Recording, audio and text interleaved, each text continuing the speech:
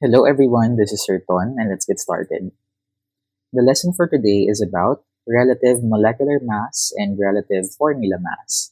And by the end of this video, you should be able to define relative molecular mass and calculate relative molecular mass or relative formula mass of a substance. Now we've talked about relative atomic mass, but this time we'll be talking about relative molecular mass.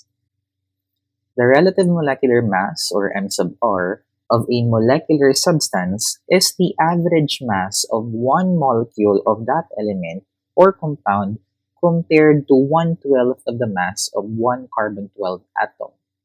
This statement is summarized in this equation. And as we can see here, since we're talking about the relative molecular mass of a molecular substance, this now refers to the average mass of one molecule of an element or a compound.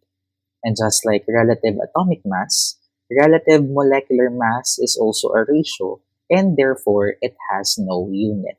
But if we're talking about the molecular mass alone, then that's the time that it will have a unit, which is your atomic mass units, or U. Now, how do we calculate the relative molecular mass of a molecular substance? The relative molecular mass of a molecular substance is calculated by adding together the relative atomic masses of all atoms in its chemical formula. If we're talking about the relative atomic masses before, we are just simply looking for its average atomic mass in the periodic table. But this time, since we're talking about a molecule of an element or a compound, which is composed of two or more atoms of an element, then to get the relative molecular mass, we will be adding together the relative atomic masses of all atoms in its chemical formula. Now let's try to consider a carbon dioxide, which has a formula of CO2. As we can see in this chemical formula of carbon dioxide, it has two types of elements. The C stands for carbon and O stands for oxygen. And based from this chemical formula, we know that in CO2, there is only one carbon atom in this chemical formula, and because of the subscript 2 that you can see here, it means that we have two oxygen atoms in this chemical formula. The relative atomic mass of carbon is 12, and the relative atomic mass of oxygen is 16. Once you have identified the number of atoms in the chemical formula and its relative atomic mass based from the periodic table, we will multiply them to get the relative atomic mass of atoms in the substance. So we have one carbon atom, which is 1 times 12, which is equal to 12, and two oxygen atoms, which is 2 times 16 equals to 32. And to get the relative molecular mass of carbon dioxide, we are going to add together the relative atomic masses of all atoms in its chemical formula. And that refers to 12 from carbon and 32 from the oxygen equals to 44. And again, since this is relative molecular mass, we are not putting any unit here, simply 44. But if we're talking about molecular mass, then that's the time that we are going to write it as 44 units, or atomic mass units. Now, we have relative atomic mass, we have relative molecular mass, and this time we have relative formula mass. And what does it mean? Ionic compounds, just like sodium chloride, do not exist as molecules. The relative molecular mass of an ionic compound is accurately known as relative formula mass. So in a nutshell, relative molecular mass is a term used for those molecules or for those substances that exist as molecules or covalent compounds. On the other hand, relative formula mass is used for those compounds or substances that exist as an ionic compound. And just like the relative molecular mass, relative formula mass is given the symbol m sub r and still it has no unit. And to solve for relative formula mass, it is calculated exactly the same way as relative molecular mass.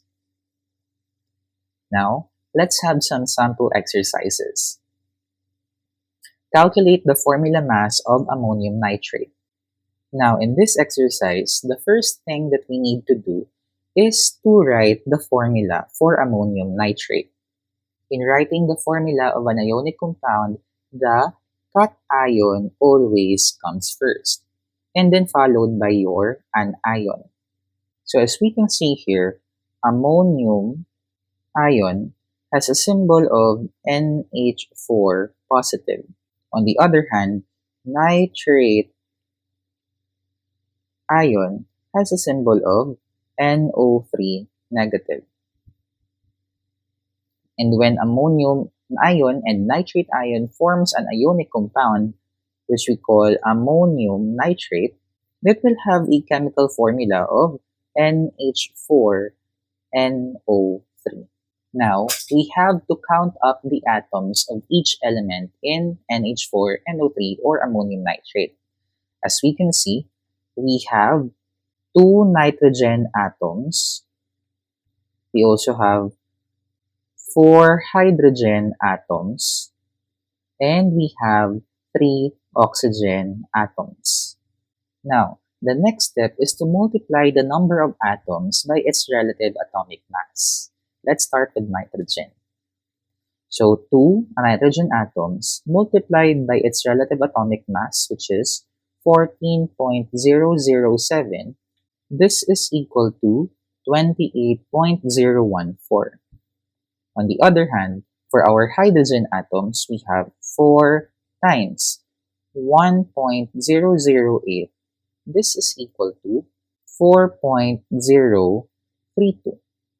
And lastly, for our oxygen atoms, we'll write 3 times 15.999 equals 47.997. And the last step is to add all relative atomic masses. So 28.014 plus 4.032 plus 47.997 equals 80.043. And since the problem asks for the formula mass of ammonium nitrate, it doesn't have the term relative. Therefore, we have to use U. Therefore, the formula mass of ammonium nitrate is 80.043 units or atomic mass units. Now, you can pause the video and try to answer our practice exercise number 1. In summary, the relative molecular mass, or m sub r, of a molecular substance is the average mass of one molecule of an element or a compound compared to 1/12 of the mass of one carbon atom, or carbon-12 atom. The relative molecular mass of a molecular substance is the sum of the relative atomic masses of all atoms in the substance. The relative formula mass of an ionic compound is the sum of the relative atomic masses of all atoms in the formula of the compound. That's it for now, and see you on our next video.